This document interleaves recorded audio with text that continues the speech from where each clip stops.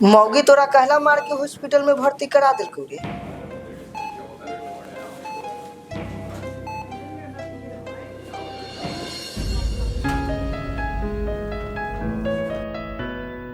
क्या चाहिए आपको?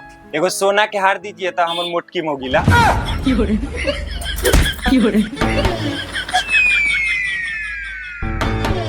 देखिए कि साल भर तक घर में कोई भी फंक्शन हो, बैगन, कोई भी कार्यक्रम हो, हम सोने के गहने नहीं खरीदेंगे।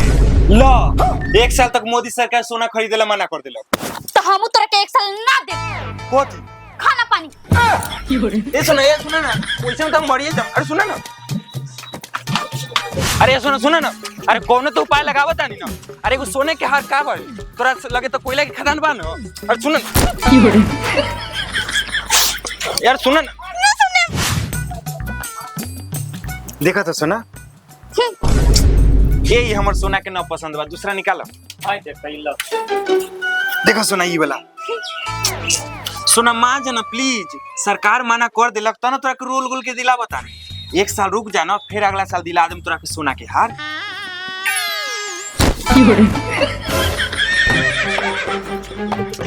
काहे हमरा बेइज्जती कइले बारू? समाज में हमरो इज्जत प्रतिष्ठा बा, तोरा जे करे के बा जे घरे करिए, लेकिन तू या मान जा। ठीक बा, बाकी हम रोल गोल के ना ले। ए रखो भाई नॉली, हार ना कि नहीं। एक साल मोदी सरकार बंद कर दिल बा। अब तो सारा पस्तीस इज्जत माटी में मिला दी। मत दियो, अरे बाप रे, मार दीजिए, मार दीजिए, बाप रे बाप, मार दीजिए, मार दीजिए, अरे बाप, अरे बाप रे, पत्नियों की पहाड़ रे। पहाड़ ना, पैसा मिला। अब तो मार के भसका दिलकौ। कुछ खाने का मन कर रहा है। सर, पेट्रोल को कम खर्च करने के लिए सरकार बोला है। हमसे नहीं बचेगा पुतलाल। फिर भी अपने तेज दिमाग से कुछ सोचिए ना पेट्रोल बचाने के लिए। तो क्या चाहता हम पैदल चले? तो कुछ भी सोचिए। अच्छा ठीक है, देखते हैं, कोई गांव वाला देखे तो बता देना। ठीक है, चलो। पुतलाल जी सर। आज मोदी जी नहीं होते तो हम लोग भूखे मर जाते। हाँ सर। है कि नहीं? हाँ। पता है, कल जब जा रहे थे, रास्ता में एक लड़का को देखे थे। हाँ। देखे थे रास्ता, बड़ी मार मारे उसको।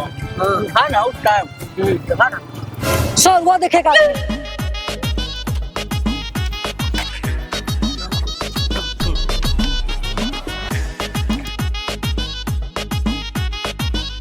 प्रणाम सर। प्रणाम प्रणाम। तेल खत्म हो गया कि पंचर हो गया? जो गाड़ी टार के लेके जा रहे हैं। अरे नहीं, न तेल खत्म हुआ न पंचर हुआ। कल नहीं सुना है मोदी जी पेट्रोल बचाने के लिए बोले हैं, तो उसी का पालन करे, बजट योजना चला रहे हैं। अच्छा अच्छा अच्छा, ठीक है सर। ठीक है, आओ कभी थाना पे मिलते हैं। कारो फुटराल गोश है।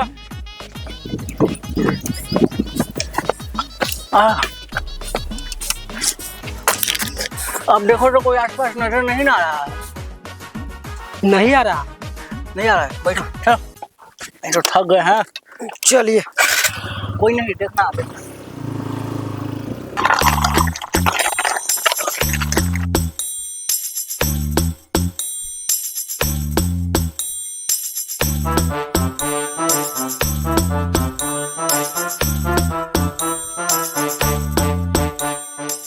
ठहरो यार, धूप में मोदी जी तो मरवा देंगे।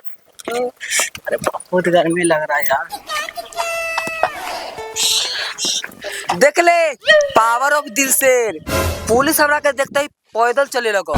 पावर ऑफ घंटा अपन सकल देखले है, वो हमरा देख के डरा के पैदल जा रहले, समझ गेले? साला तोरा दोनों के देख के ने रे हमरा देख के डरा ली है।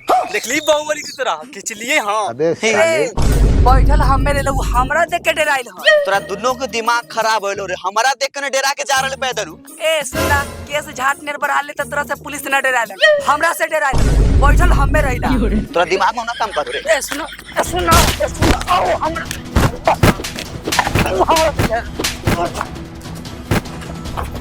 अरे बाप रे बाप,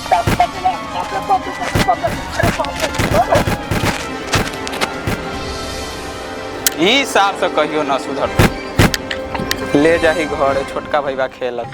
ए भाइयो परिंगमा लेके चल गेल। के ले गइल?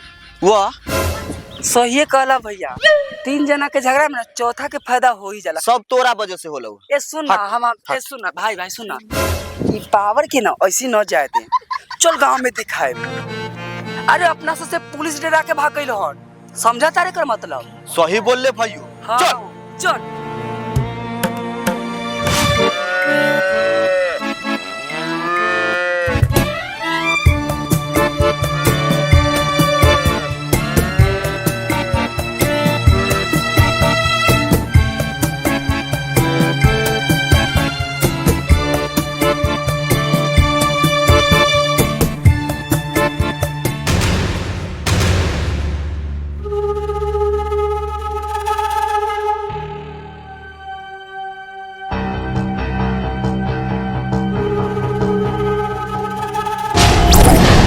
चलो चलो जल्दी जल्दी हाथ चलावा।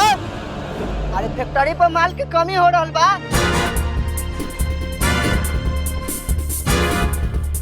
जितना जो सब लोग गैस पास करत रहे उस सबको आवाज छूटी। सबके काम अब गोईठे से चली। हम जाता नहीं फैक्ट्री पर, हाथ नहीं रुकना चाहिए। हम फिर आवाता नहीं।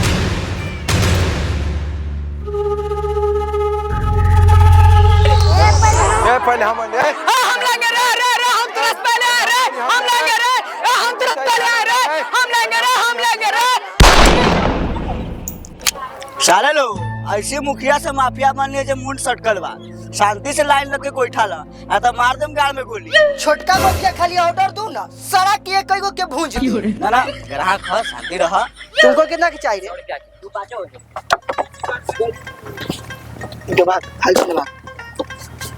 कितना के चाहिए? 100 रुपया का।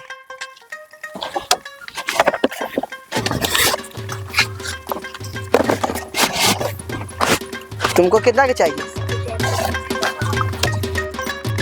तुमको कितना के चाहिए? 100 रुपया के। लो 100 रुपया के बस 4 को गोड़ा हम। देखो जुबान बहुत चलता है, बाबू उठा निकालो मुझसे।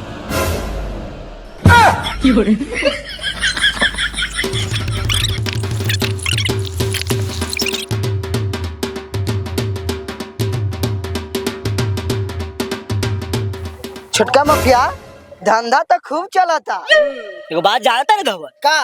भले ही धंधा गंदा बा लेकिन में पैसा अंधा बा। तो साला बहुत नीच आदमी रहे। भाई सरकार तक गोल्ड खरीदे मना कर दिल कई। अरे गोल्ड खरीदेला ना माना कल कही। गोल्ड फ्लेक्स सिगरेट खरीदेला थोड़ी ना माना कल कही। अरे भाई बचत योजना का पालन तो होके चाहिए। तोरो बात सही है। मुझा दे लेकर कर ले पिया। लेकिन भाई रे गौरी हो जाती हो ना तो बड़ा मजा आता हूँ। एक चक्कर तो नहीं मालो की इधर मार लेती जाके तो ठीक रहती है।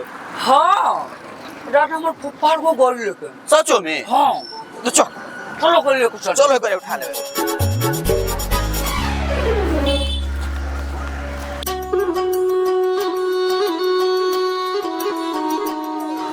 अरे हमरा से बात कर रहे हो, मन खुश हो जाए। 9 महीना में एगो मुंह हो जाए हो करेगा। क्या रे ये सब क्या हो रहा है?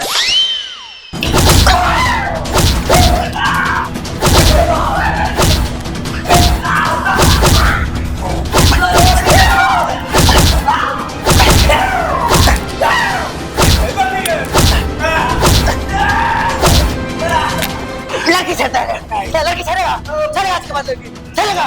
साला चिंता नहीं हमको तुम। सर इतना मारेगा तो मर ना जाएगा। मार देंगे साला सब। पहचानता नहीं। मारते मारते तो हम यहाँ पे। सर तीनों को एक दिन में मार दीजिएगा क्या? सरकार बचत योजना चलाया है। हाँ तुम भी ठीक कर रहा है। एक काम करो वो दोनों को छोड़ो, छोटा वाला को मारो। यही सबसे ज्यादा लफुआ लग रहा है। चलो साइड हटो, साइड हटो, चलो चलो। अरे साला मारो।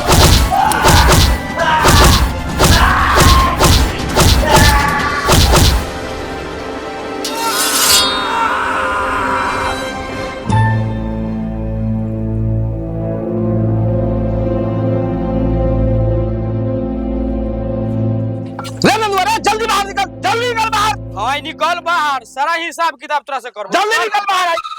कौन साला सा हल्ला करैयन दूरा पर हमरा के? आए तू सा लाठी लेके आयल हो कहला? अरे बाप कहाँ रे? बाबू तो गेल हकुन ससुराल। अरे साला कितना दोगला है रे, इना कह सकले जे बाबू ना निकल गेले। ए तू अपना काम से मतलब रखो ना, बोला ना बात की है जे। अरे शादी कर ले, भोज न खिया ले रे। देखा न्यूज उज देखा कि ना? अब देखा ही तो देखा तो सरकार की कलखी ना कि बचत करके चली, अखनी बचत योजना चल रहा है। एला हम पार्टी फंक्शन वाला बात खत्म करके भोज न कर लियो। अरे हम सरकार उड़का के न जाने हियो, भोज करे कहतो तो तोरा करे के होता हूं। देख ले भैया ई कैसे भोज न करो। ए सुना ना, इतना जे भोज खा खा के ढीर फुरा ले लो, एका से पेट ना भर लो। तोर बाप पे खा के ढीर पड़ा लिया। अच्छा ठीक है, बचत योजना खत्म हो जाए तो भोज खिया देबो जा। चल चल चल चल। ए रुका रुका 1 मिनट, तू सा जे हमरा दूरा पर लाठी लेके काहे आइलो? जैसे कि तोरा हमरा पते न है, पापा के पारी से बियाह कैले है, अब बड़ा मर खंड है के हमारे लगा तो हो चलते हम अपना रक्षा के लिए लाठी लेके आइली है। अच्छा ये बात ला, यानी हमर पत्नी के खौफ पूरा गांव में है ना? ना हम सोचली रहा कि लड़ाई झगड़ा कम करे आइला होत ना तो बुला के मौगी से एकदम मार खिवा देती रहो। चलो भैया चलो एला त मोटाइल से शादी कैली है। छुटका माफिया रहुआ सामान न देम तो हम भूखे मर जाम, हमरा पर रहम करू। बउआ हमर सामान फोकट में न मिला, यही से रोजी रोटी चल है। अब बात रह गलो रहम के, तो हमरा अंदर तो रह नाम के चीज न हो, और रहम के तो छोड़े ना। मालिक हमरा पर विश्वास करू, कैसू करके रहुआ सामान हमरा के दे दू, हम कैसू करके चुकता कर दूं। रहुआ कोई भी काम करवा लेम, भैंसी के सनवा लेम, भैंसी के धोवा लेम, चाहे अपना पिछवाड़ा धोवा लेम। पिछवाड़ा धोइला में हाथ सही सलामत बा, भाई तो गोली मार दे। मालिक कहो तो रहुआ के हम गोरबा धो लेम। ना ना गोरवा करा धर ले, हल्लाड़वा धरना और जल्दी दे दे। मालिक ज्यादा माथा खैले बा का, कही तो उड़ा दी। ना ना तू अपन काम कर, जो जो तू पैसे लेके लाइन में रहो। मारम कुंदा तो से सारा लेरवा लेरिया चल रहा है, गोइठा ले जा निकल रहा है, चल रहा है गोइठा ले जा। मालिक की बोल मालिक, मालिक पानी तो उड़ा दी का साले गोइठा के फिर में जान का महिला ना। अब पुलिस दरवा से डर लगता, वो तो हमार रात दिन जो हगम उतारता, तू साला हमरे मार देबे गोली का। जो पर काम कर, अपना गाड़ के सहुरे ना हुआ गोली चलावे चलता।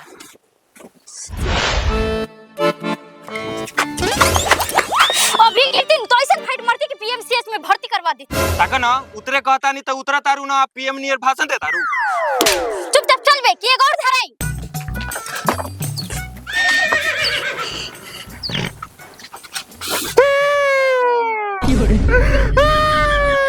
बाबू चुप हो जा,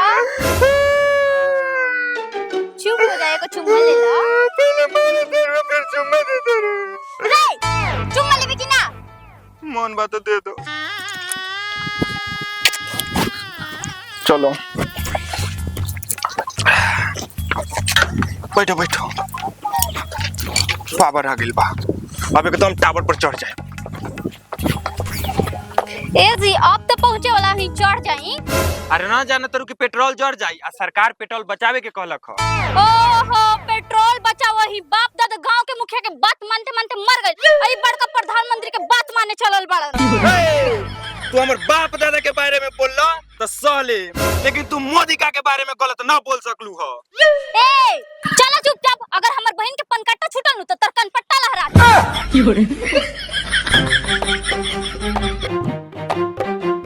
कोनो दिन शिकार हो जाई। अरे साला इ लंगूर के हाथ में आम है रे। अरे साला आम है कि अंगूर है? अरे साइज देखो ही साइज। अरे लागो तो दोगलवा सब कुछ बोला था। रह दे लतखोर लइका से मुंह ना लगावे के, चलो चुपचाप।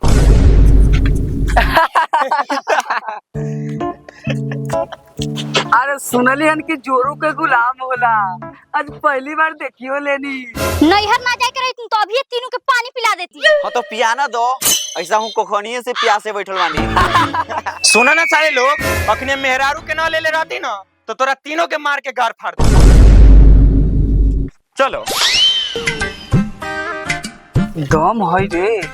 अरे साला साथ में बम न ले ले है रे।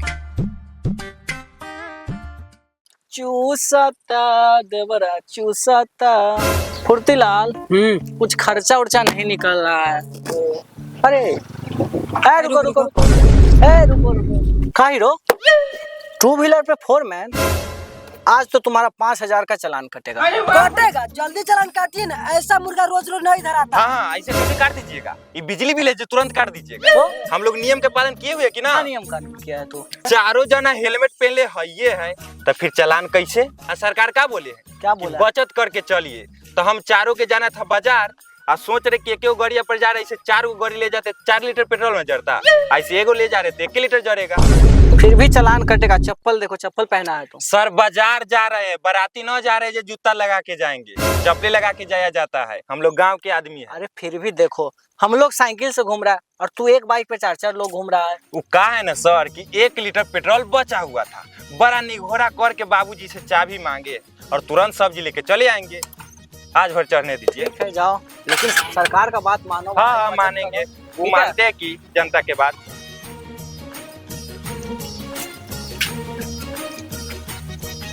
फुर्तीलाल, मोदी जी के नियम से तो हम लोग का भट्टी बढ़ ही जाएगा। हाँ चलो क्या किया जाए मेरे भाई।